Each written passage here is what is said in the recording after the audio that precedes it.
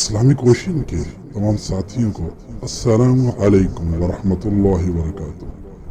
Islamic ocean کے ناظرین اور سامعین، اکثر سائل ہمارے آستانے پہ اپنے ٹرانسفر کا مسئلہ لیے حاضر ہوتے رہتے ہیں،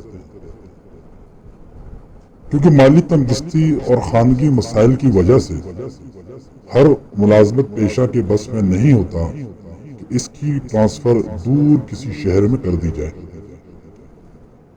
یہ ٹرانسفر کسی سزا کے طور پر بھی ہوتی ہے۔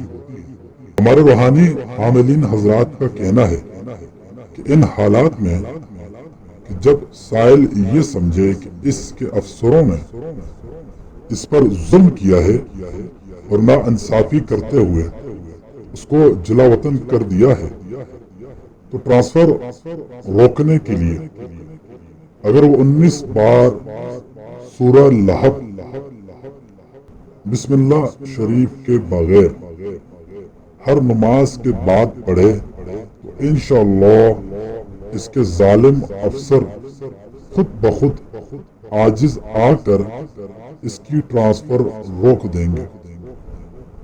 جزاک اللہ۔